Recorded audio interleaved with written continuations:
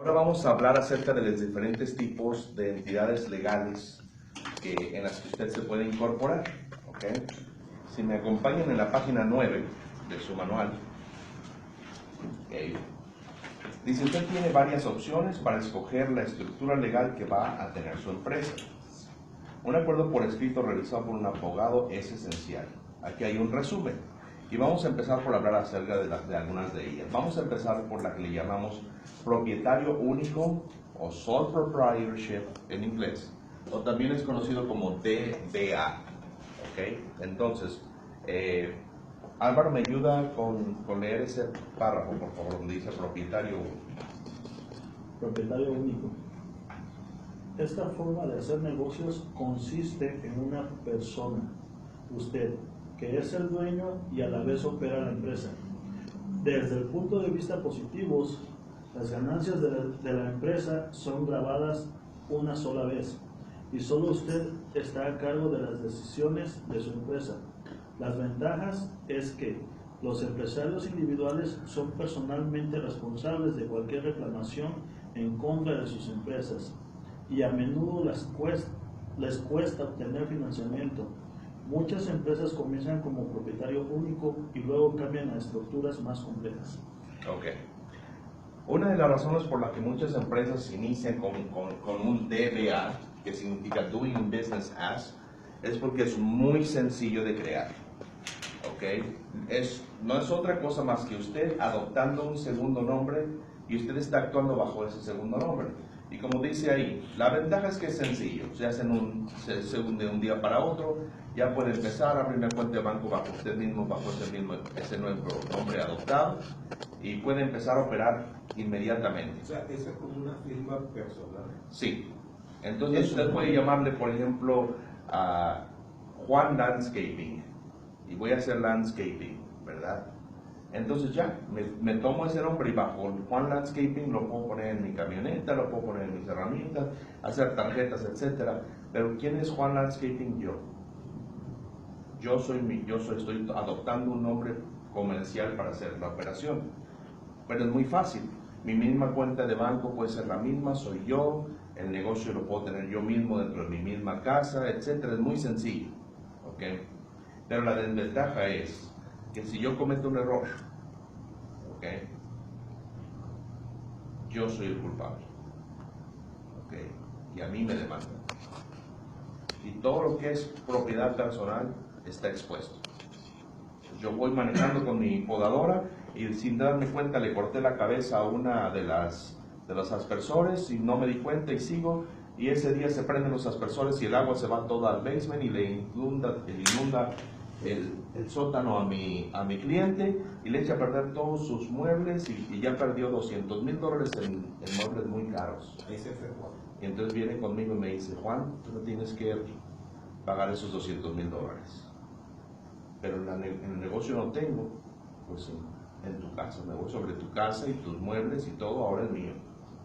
Una pregunta, pero si por ejemplo tú la estás registrando a sociedad personal, ¿puedes obtener aseguranzas de las empresas para que te cubran? Puedes tener, sí, puedes tener seguro que protege daños de tercero y debes de, que es el siguiente capítulo, pero muchas veces pueden haber errores que no están cubiertos por un seguro o que exceden la capacidad que ese seguro puede ser. Un accidente, alguien muere, daños. Yo he platicado una historia de una vez que yo tuve a uno de mis trabajadores. Traían un camión para ir a hacer una instalación y pues se les hizo fácil pasar por un drive-thru en McDonald's. Ya se estacionaron, ordenaron y todo, pero no se dieron cuenta que el techo del camión estaba más alto que donde se tenían que meter y se llevaron todo Desafortunadamente yo tenía seguro y sí cubrió todo eso, pero si no hubiera tenido seguro o si hubiera estado en un lapso donde no tenía seguro, o si los daños hubieran excedido mi cobertura, ¿verdad? Entonces es muy importante entender que bajo un DBA, especialmente si lo que usted hace puede tener repercusiones, puede causar daños graves, y a veces usted piensa: oh, pero yo nunca haría nada así. Pero si usted tiene empleados, ¿Qué pasa si tiene una empresa de limpieza y uno de sus empleados se roba un anillo de diamantes de $2 millones? O sea, hay que siempre tomar en cuenta todas las áreas en las que uno podría ser responsable, tener responsabilidad jurídica, ¿verdad? Que utilizamos mucho la empatía. Sí, entonces hay que ponerse ese sombrero de pensar qué es lo que podría afectarme. Entonces es el problema del DBA, ok, o sole proprietorship. Vamos a irnos a la siguiente, que es partnership. No lo tengo aquí. Entonces, ¿quién me puede leer, por favor, partnership? ¿Cuál es? En sociedad. Usualmente en las sociedades ambos socios manejan la empresa y son responsables por las deudas. En una sociedad limitada, algunos socios limitados son inversionistas, pero no manejan la empresa. Una ventaja de la sociedad es que no pagan impuestos, los socios reportan las ganancias o las pérdidas en su declaración de impuestos personales. La desventaja es que los socios son personalmente responsables por cualquier deuda de la empresa. Muy bien, entonces, una ventaja es esa, ¿verdad? Que no, el partnership no paga impuestos, ¿ok? Solamente los socios pagan impuestos dependiendo de cuánto ellos tomaron de la empresa y cuáles ganancias tenían dentro de la empresa. Pero la desventaja es esa, que si la empresa le llega a deber dinero a alguien, sea por una demanda o porque se metió en una deuda grande, ¿ok?, es responsable el socio a nivel individual y quien le debe puede ir sobre él, ¿ok? Otro ejemplo también me pasó hace varios años. Una compañía que se llamaba CNA Construction en Provo nos contrató para hacer unos condominios muy grandes en Cedar City y nosotros hacíamos los countertops de granito, ¿ok? Y claro que nosotros llegamos ahí con toda nuestra gente y empezamos a hacer todo el trabajo y de repente la compañía se fue en bancarrota y nos quedó de ver más de $200,000. Entonces, obviamente que esa pérdida la tomó la empresa y a cualquier persona a quien yo le debiera dinero, por causa de no poder pagarle, podría haber ido sobre mí.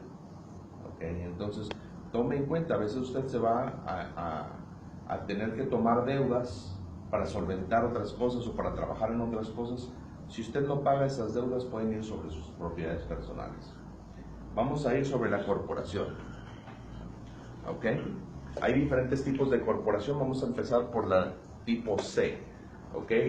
Roger, ¿me quiere ayudar, por favor? Sí. Corporación C. Corporación convencional. Crear una corporación lo protege de la responsabilidad civil por las deudas de la empresa o las reclamaciones en contra de ella. Una corporación puede vender acciones, lo que le permite obtener capital. Sin embargo, las normas para la corporación son muy estrictas y son gravadas 2 veces. La corporación debe declarar impuestos sobre la renta y los accionistas pagan impuestos sobre los dividendos. Muy bien, entonces, una de las ventajas más grandes de la corporación tipo C es que tiene un mecanismo para que usted pueda atraer capital a la empresa. ¿Okay? Eso quiere decir que yo puedo empezar una corporación tipo C y puedo decir, ¿saben qué? Estoy inventando una máquina donde ustedes pueden manejar, ponen su aparatito ese, sus memory cards, y ahí seleccionan las fotografías que quieran y ahí en ese momento se las imprimen. Y lo pueden hacer desde la comodidad de su casa. ¿Quién quiere ayudarme en ese negocio? Eso se va a hacer millonario, pero necesito $100,000 para hacer la primera máquina. Yo te doy 10, yo te doy 10, yo te doy 20, yo te doy 15, etc. Entonces yo puedo vender una parte de la empresa muy fácilmente, solamente vendiendo acciones de la corporación. Y ahora ustedes todos son socios y dueños de la empresa. Y usted puede venderle sus acciones a usted, y usted a usted. Pero muy diferente a lo que es una franquicia, ¿no? Es diferente de una franquicia. En una corporación eso es solamente capital. Y las acciones tienen un valor. Sí, pero Entonces hay mucha flexibilidad para levantar capital. hay una limitación del capital de la empresa para vender acciones. No existe limitación, la única limitación es el mercado. ¿Ok? Porque si su idea no es buena, la gente no va a querer comprar las acciones, ¿verdad? Entonces, Cuando Google inició, empezaron con capital de inversión de personas que les dieron el dinero a ellos. Pero cuando llegó un momento donde se convirtió en algo que podría hacerse masivo, enorme, entonces se hicieron una corporación tipo C y vendieron el stock. ¿Okay? Cuando se hace así es cuando se hace pública la empresa. Ahora, esos socios que compran acciones no manejan la empresa como tal. No manejan la empresa, Son puro capitalistas. son solamente inversionistas capitalistas. Entonces la flexibilidad de la corporación tipo C es que puedo levantar capital para los propósitos de la empresa. Tiene mucha flexibilidad, es mucho más fácil, no tengo que irlo a poner como dueño de la empresa y etcétera. Hay muchísima flexibilidad. La empresa puede incluso, entre ustedes pueden venderse de stock, etcétera, etcétera, y la empresa no tiene ni siquiera que enterarse prácticamente. O sea, es mucha flexibilidad para ¿Y en la junta directiva hay algún representante de los accionistas que no manejan la empresa? Depende de la estructura de la empresa. En la mayor parte de los casos, la mesa directiva se compone de accionistas mayoritarios. Entonces, esa es la ventaja más grande de la corporación tipo C, pero la desventaja más grande es que la corporación declara impuestos como si fuera su propia entidad, como si fuera una persona totalmente ajena a mí.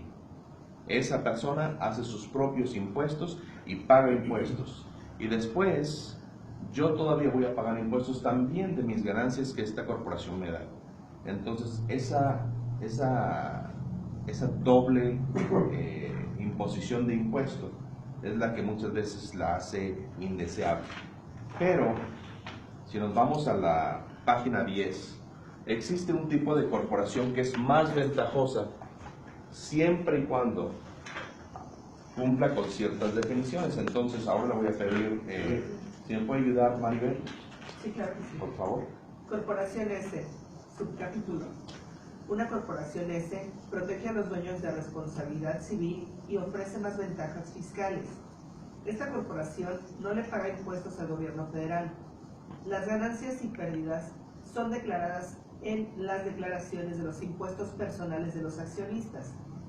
Pero cumplir con las normas puede ser bastante costoso, toma mucho tiempo y el número de accionistas que puede tener es limitado, lo cual puede ser una desventaja cuando necesitan obtener capital. Muy bien, entonces las ventajas más grandes de una corporación tipo S es la corporación no paga impuestos, solamente los accionistas, ¿ok? Siempre y cuando tenga menos de 10 millones de dólares en ventas al año, puede ser una corporación tipo S. Pero la desventaja es muy similar a una corporación tipo C.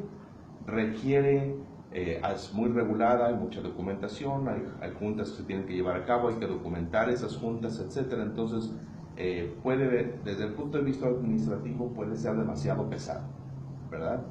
Ahora vámonos a la siguiente, que es la corporación, la compañía de responsabilidad limitada. Arturo, ¿me quiere leer eso? Sí. Compañía de responsabilidad limitada. Una LLC le proporciona protección de responsabilidad civil como a las corporaciones, pero sin pagar doble impuestos, porque las ganancias y pérdidas se reportan en los impuestos personales de los propietarios. No hay límite en el número de miembros. Los dueños o miembros en una LLC múltiple deben tener un contrato de membresía revisado por un abogado. Y dice, siempre consulte con un abogado y un contador antes de tomar su mejor decisión. Los asesores de SCORP están disponibles para ayudarlo a entender sus opciones. Muy bien. Esta creo que es una parte muy importante porque la LLC, como es conocida, la Limited Liability Company, es una entidad que es muy fácil de crear, muy fácil de controlar, muy fácil de administrar. Puede haber tantos socios como sean necesarios, se puede atraer capital por parte de eso. La parte crítica de una LLC, que lamentablemente la mayor parte de la gente que crea una LLC es que no hace un contrato de membresía. ¿Okay? El contrato de membresía determina Número uno, cuáles son los porcentajes de cada miembro, cómo gana dinero cada miembro, cuáles son las funciones de cada miembro, qué pasa si se llegara a disolver, cómo los miembros pueden pasar su interés de un miembro a otro. Hay muchas cosas que tienen que determinarse que la simple creación de una LLC no cubre. ¿Okay? Entonces, si usted está interesado en una LLC, que es una de las más recomendadas, especialmente porque no paga impuestos dobles, porque es fácil, flexible, fácil de administrar, asegúrese de que tenga un contrato de membresía. ¿Okay? O sea, cuando usted me dice un contrato de membresía, quiere decir las funciones de cada una de las personas que ocupan la empresa. Sí, un contrato de membresía va sobre todo, cómo va a ¿Quién va a ejercer la interactuar todos los administración? miembros. ¿Quién va a ejercer el marketing? ¿Quién va a ejercer la parte de operaciones? Delega funciones. Delega funciones, puede ser tan comprensiva como usted desee, se puede ir sobre todo el detalle que sea, pero por lo menos debe de decidir o debe de especificar o estipular quiénes son los miembros, a qué porcentaje tienen, cómo se van a distribuir las ganancias, cómo se van a distribuir las pérdidas, qué nivel de involucración van a tener, cómo pueden venderse sus partes los unos a los otros, o cómo pueden no vender, o si están limitados a vender fuera del grupo, o si tienen que venderse primero dentro del grupo antes de vender afuera. Hay muchas cosas que deben de estar estipuladas, por lo menos cómo se va a manejar la parte de ser dueño de la empresa, esa porción del interés del individuo, por lo menos eso. Y también puede extenderse y hablar acerca de las funciones, responsabilidades, etcétera, etcétera. Pero hay muchas cosas. ¿Qué pasa si un socio se muere? ¿Qué pasa si se hace incapacitado? ¿Qué pasa si se divorcia y la esposa ahora quiere la parte del negocio? O sea, hay tantas cosas que en cierto caso podría funcionar, ¿verdad? Que necesitamos contemplar. Entonces, a mi parecer, creo que es importante que eso se lleve a cabo, que se documente. Preguntas hasta aquí. Ahora, ¿ese contrato tiene que ser interno en la empresa o tiene que haber conocimiento a la parte del Estado al que me otorgue la licencia o a la parte federal, que él esté involucrado conmigo? Ese documento es interno. Es interno. Sí.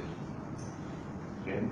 Ahora, para hablar acerca de la organización sin fines de lucro, organización no gubernamental, como a veces algunos les llaman, ¿okay?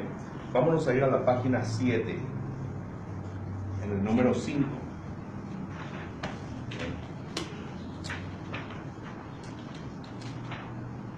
Entonces, ahora le voy a pedir a Arturo que me lea las ventajas y le voy a pedir a Jorge, ¿verdad?, que me lea las desventajas. Adelante. Okay. Organizaciones sin fines de lucro. Ventajas. Número 1. Una organización sin fines de lucro puede calificar para subvenciones del gobierno o de fundaciones.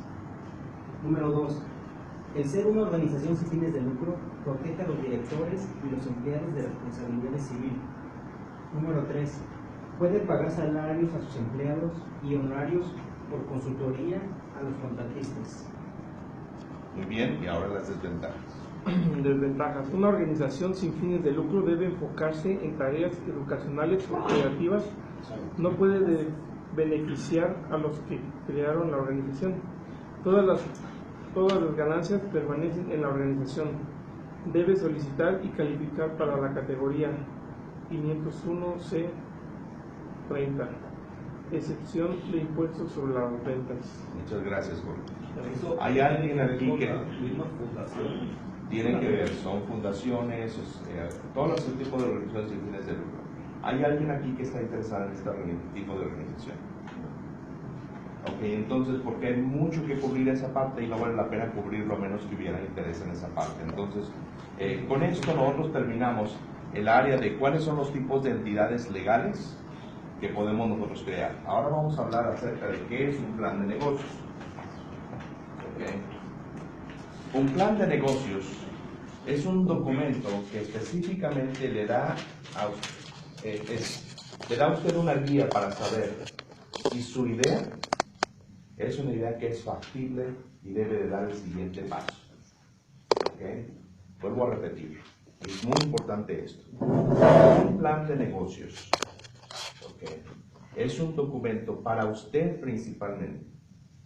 ¿Okay? Un documento personal. O es un documento para usted principalmente, pero puede darse a otras personas. Es muy común que los bancos y prestamistas le pidan un plan de negocios, pero el principal beneficiario de un plan de negocios es usted.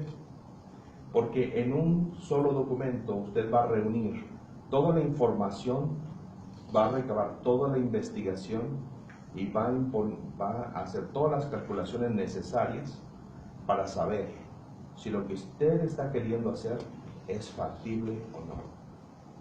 ¿Okay? Por eso es que muchas personas le ponen tanta importancia a un plan de negocios.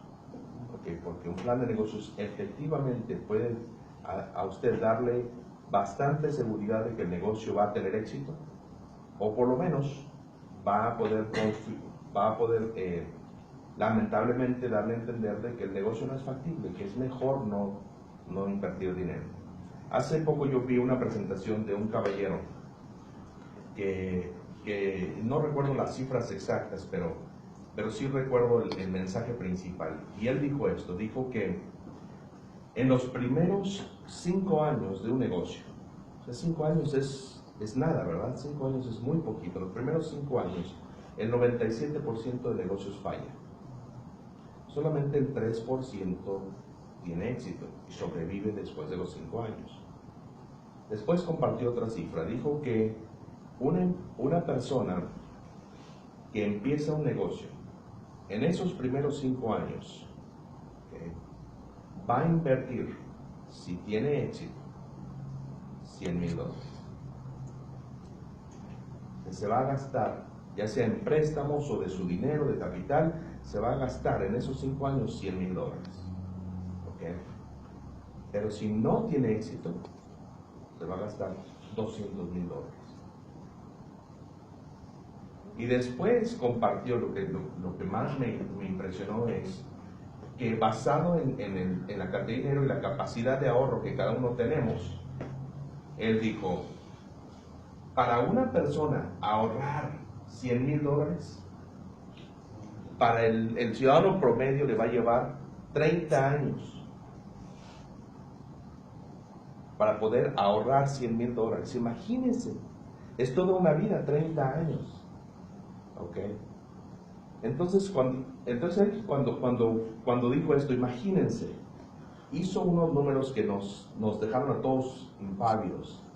Dijo, tantos negocios empiezan por año, el 97% de esos negocios van a fallar, cada uno va a perder $100,000, y eran billones de dólares perdidos, y luego calculó los años perdidos. ¡Wow! ¿Qué dinero consigo? Imagínense. Entonces dice, un empresario no debe nada más aventarse así.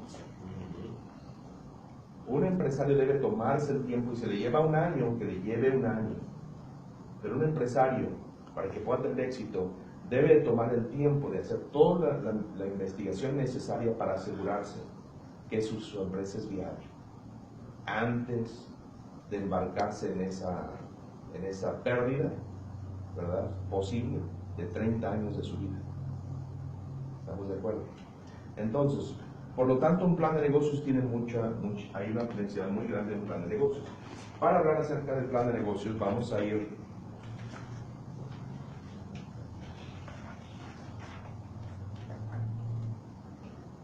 página 13, por favor. 12 y 13.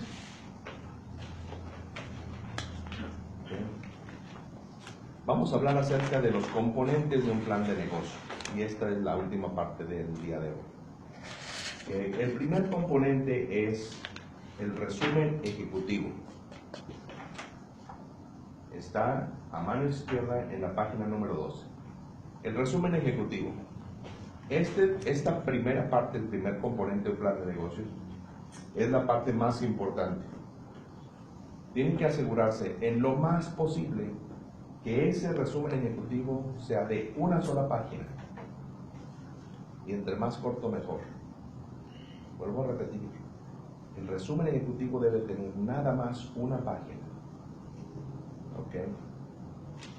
Y es la primera parte. El objetivo del resumen ejecutivo es de establecer claramente cuáles son las razones por las que el negocio sí va a tener éxito. Debe de convencer a la persona que lo lea, lo debe de emocionar, ¿okay? Lo debe de llevar por un viaje imaginario como si el negocio ya existiera. ¿Okay? Se habla en presente como si ya existiera.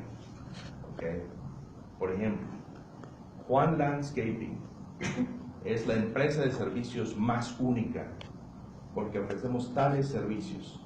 Somos los únicos que podemos hacer esto. Tenemos esta otra ventaja. Sí, hay muchos landscapers, pero nosotros somos los mejores por esto y por esto. Nuestros servicios van a ser de este estilo, nuestra forma de pago va a ser de este tipo, y la razón por la que no vamos a perder clientes es por esto y por esto y por esto. ¿Okay? En una sola página. Pero eso es un poquito peligroso. Te lo voy a decir por una experiencia propia. Yo tengo el negocio de comida, pero dentro de la comida tenemos un producto que se hace en Venezuela, es más venezolano que una arepa, se llama el tequeño. El tequeño no se hace en máquina, se hace manual. Se hace manual. Sí, es un queso con una envoltura de harina. Entonces yo vine y hice mi página web, más o menos establecí en eso. La suerte es cuando me llaman de la empresa Goya y la mujer me dice, concha, yo he visto el producto tuyo, ya lo probé, porque llevé por casualidad a San Francisco una caja y se la regalé a unos amigos, y ella, la señora lo probó. Y dice, bueno, ese producto. Bueno, nosotros estamos llamando para que nos vendan. Yo le dije, bueno, ¿está bien? ¿Cuánto necesitaría? Y me dice, necesitamos para comenzar como 20,000 cajas por semana. Es una cosa que hermano le dice, sí, porque es que Goya no vende, Goya no hace nada. Goya lo que hace es distribuir el producto. Claro. Ellos te compran yo estuve en San Francisco, ellos compran los frijoles. Y ellos lo que hacen es empaquetar y ponerle Goya. Entonces, Claro. haciendo el estudio, yo tenía mis cajitas bien organizadas, mi etiqueta. Me dijo, no, el etiqueta tuyo no va el de Goya. Y el producto, es decir, toda la ventaja es para ellos. Entonces, yo le dije, bueno, dice, no, todo está bien. ¿Y cuántos empleados son? Y digo, empleados ni el soy yo solo. Todo eso lo quiere. Y pero más o menos era quedé mal, me sentí mal. Pero quiere decir que hizo un buen trabajo en el aspecto de que pudo convencer con el producto. Pero, para hacer una aclaración, ese documento tiene que ser realista. Porque acuérdese de lo que hablamos, marketing, si yo represento algo que no soy, es posible que atraiga al cliente incorrecto. Porque Goya era definitivamente el cliente incorrecto para usted. ¿Estamos de acuerdo? Entonces, es por ahora. Exacto. Entonces, es importante que en ese sumario, ¿okay? En el sumario ejecutivo, en el resumen ejecutivo, nosotros hagamos una representación clara de lo que somos, pero de una manera tan emocionante que la persona diga, yo estoy dispuesto a invertir. Porque ¿quién va a leer su plan de negocio aparte de usted? Los banqueros, las personas que le van a dar el capital de inicio. ¿Okay? Esa es la parte que yo no quería cumplir tampoco, el capital de inicio. Nos traen el producto y tal, y van a ser semanalmente, comenzando 20,000 cajas. Y cada caja trae 16 pequeños, ¿te imaginas? Tendré que poner un palillo no solo para... Pero es posible, sí es posible hacerlo. Sí es posible. Y si es posible conseguir el capital y es posible hacer todo eso. Sí, sí es posible. Vámonos entonces a la siguiente parte, página número 13, sección 1. La empresa, ¿ok? Esta sección tiene como propósito convencer al lector del plan de que la empresa está bien estructurada, bien organizada, que tiene el personal adecuado, que ese personal tiene la experiencia adecuada, que está bien ubicado, que, en fin, que la empresa tiene todas las ventajas posibles, ¿ok? Para que lo vean en una luz positiva. ¿Okay? Después nos vamos a la sección 2. Esta porción es muy importante. ¿Okay?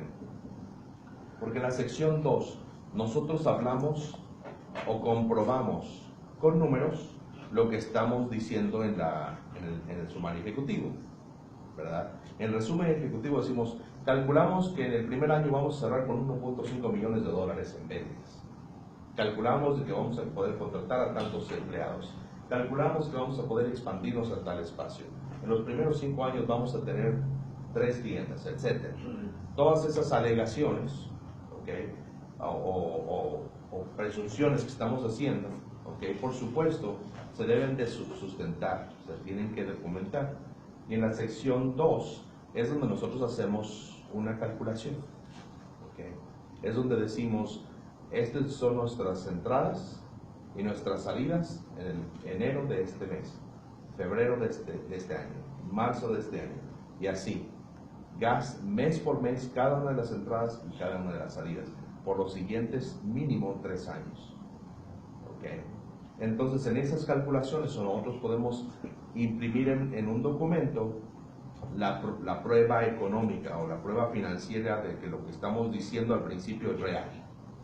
¿Okay? Porque ahí se ve, aquí se ve que agregó la renta de una segunda ubicación, aquí se ve que contrató más empleados y aún así está teniendo ganancias. ¿Okay? Entonces tenemos que demostrar que operativamente eso es posible. ¿Okay? Y finalmente, sección 3, que es la información de apoyo. La información de apoyo es muy importante porque le permite a usted documentar o sustentar las alegaciones que está haciendo.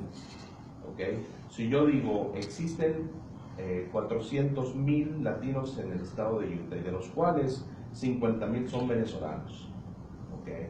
O 8,000 son salvadoreños, ¿okay? O 300,000 son mexicanos. Pienso abrir un salón de eventos y el mexicano típico se gasta $5,000 en un evento de unos 15 años en una boda. ¿Okay? Mi competencia está llena, ya no hay muchísima demanda para el producto o servicio. Entonces ahí yo no puedo nada más decirlo, tengo que comprobarlo. Entonces ahí es donde puedo poner yo las fuentes de donde yo obtuve la información que estoy diciendo, que estoy compartiendo. ¿Okay? Entonces, una vez que usted se enfrasca, se hace la tarea de hacer todos los pasos de un plan de negocios, usted mismo se va a convencer más de que es una buena idea, que puede seguir adelante, o puede tomar la decisión de decir, no va a funcionar. Es como verse de fuera. Sí. Es como verte tú mismo de afuera. Es como verse de fuera. ¿Okay? Sí, una pregunta, dígame, si uno quisiera comprar una compañía ya establecida, ¿uno tendría que fijarse en todo este tipo de cosas para poderla comprar? O sea, ver cómo están las ventas, todo esto, ¿no? ¿Cómo está estructurada la empresa? ¿No? Vamos a ir en su manual.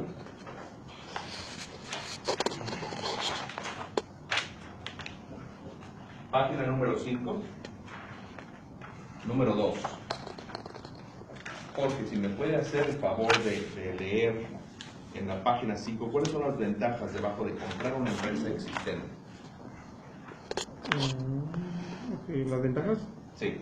Y si usted obtiene una base de clientes, un local y relaciones comerciales con proveedores, la empresa es una entidad reconocida como una fórmula que ya está comprobada y tiene reconocimiento de marca.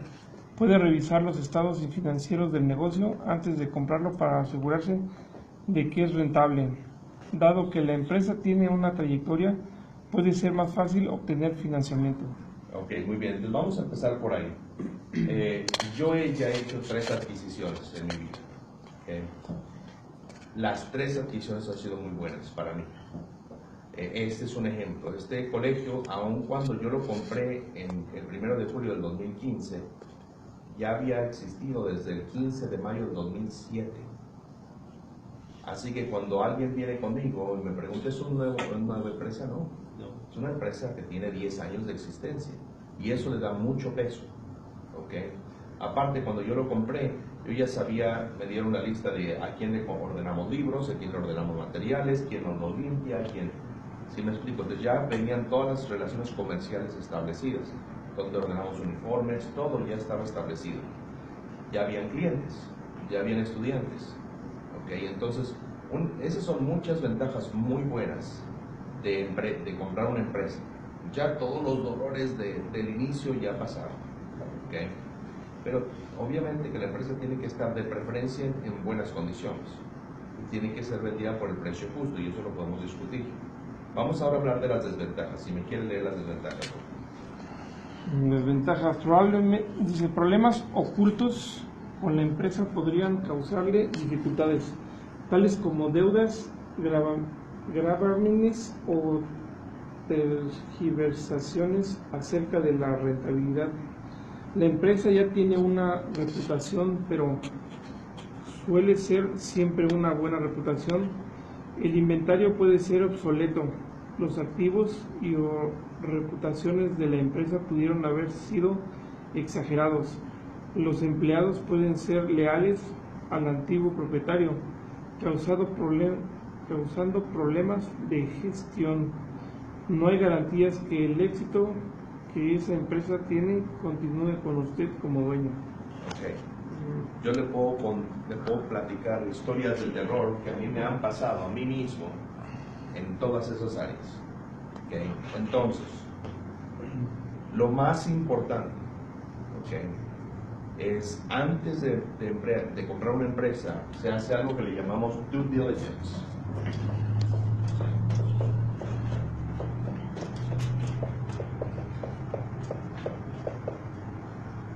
Due diligence, que no es otra cosa más que una investigación a profundidad de la empresa. ¿Okay? Usted puede firmar un documento de confidencialidad con la empresa y decirle: Arturo, yo voy a comprar tu empresa, necesito saber mucho de la empresa antes de comprarla, entonces yo te firmo un documento de confidencialidad donde dice que cualquier cosa que yo averigüe acerca de tu empresa se queda conmigo y se va a la tumba. Soy un hombre de honor. ¿Me darías ese derecho?